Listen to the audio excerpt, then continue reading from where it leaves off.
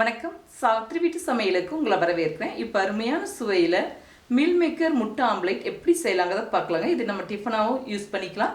எல்லா விதமான சாதத்துக்கு சைடிஷாகவும் வச்சு சாப்பிடலாம். ரொம்ப அருமையாக இருக்குங்க. வாங்க இப்போ வீடியோக்குள்ளே போகலாம். 3 முட்டைக்கு ஒரு கைப்பிடி அளவுக்கு மீல் மேக்கர் எடுத்துருக்குங்க. கொஞ்சம் அளவாக எடுத்துக்கிட்டாலே போதும். இப்போ இதை சுடுதண்ணியில் வேக வச்சு எடுத்துக்கலாங்க. இப்போ தண்ணி நல்லா கொதிச்சு வருதுங்க. மீல் மேக்கர் சேர்த்துக்கலாம். சின்ன சைஸாக இருந்தாலும் சேர்த்துக்கலாங்க, பெருசாக இருந்தாலும் சேர்த்துக்கலாம். ஒரு 2-3 நிமிஷம் வேக வச்சு எடுத்துக்கிட்டால் போதும்.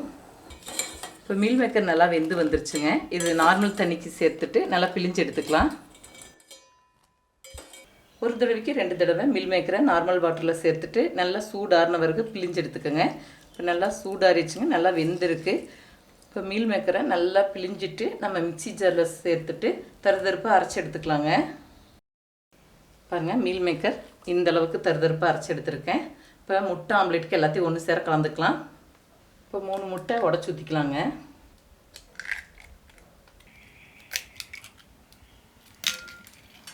தேவையான அளவுக்கு உப்பு, காரத்துக்கு 1/4 டீஸ்பூன் மிளகாய்த்தூள். உங்களுக்கு எந்த அளவுக்கு காரம் தேவையோ அதுக்கு தகுந்த மாதிரி மிளகாய்த்தூள், மிளகுத்தூள் சேர்த்துக்கலாங்க. இது கூடவே மிளகுத்தூள் எல்லாமே கொஞ்சம் அளவாக 1/4 டீஸ்பூன் அளவுக்கு தாங்க எடுத்திருக்கேன். கரம் மசாலா, இது கூட ஒரு பெரிய வெங்காயம் பொடியாக நறுக்கி வச்சுருக்கேன், இதை சேர்த்துக்கலாம்.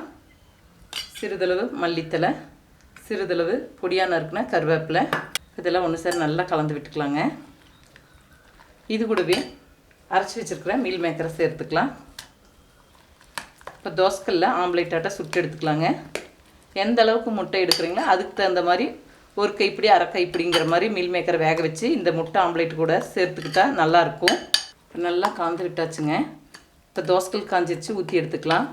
இது நல்லா அடை மாதிரி இருக்குங்க. நம்ம மீல் மேக்கர் முட்டை ஆம்லேட்டுன்னு சொல்கிறோம், ஆனால் அடை மாதிரி டேஸ்ட்டாக இருக்கும்.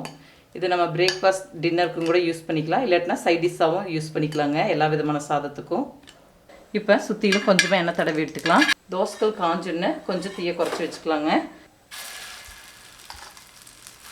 பாருங்க, இந்த மாதிரி லேசாக பரவலாக பரப்பி விட்டுக்கலாம். சுற்றிலும் கொஞ்சமாக எண்ணெய் விட்டுக்கலாங்க. நல்லா வெந்து வரட்டும். 2 பக்கம் திருப்பி போட்டு சுட்டு எடுத்துக்கலாம். இப்போ ஓரளவுக்கு வெந்துருச்சுங்க. ஒரு 2-3 நிமிஷம் வேக வச்சுட்டு திருப்பி போட்டு வேக வைக்கும்போது சரியாக இருக்கும். இப்போ சுற்றிலும் கொஞ்சமாக எண்ணெய் விட்டுக்கலாங்க. நல்லா வெந்து வரட்டும். கொஞ்சம் மீடியம் ஃப்ளேமில் வச்சு உள்ளே நல்லா வெந்து வர வரைக்கும் வெயிட் பண்ணிவிட்டு திருப்பி போட்டு எடுக்கும்போது சரியாக இருக்கும். இப்போ நல்லா வெந்துருச்சுங்க, தட்டுக்கு மாற்றிக்கலாம். பச்சை மிளகாய் பொடியாக நறுக்கியும் கூட சேர்த்து இந்த ஆம்லேட் செய்துக்கலாங்க. இப்போ அருமையான சுவையில் சத்தான மீல் மேக்கர் முட்டை ஆம்லேட் செய்துட்டேங்க. இதே முறையில் செய்து பாருங்கள். இந்த வீடியோ பிடிச்சிருந்தா லைக் பண்ணுங்கள், ஷேர் பண்ணுங்கள், சப்ஸ்கிரைப் பண்ணுங்கள், கமெண்ட்ஸ் பண்ணுங்கள். அடுத்த வீடியோவில் சந்திக்கலாம்.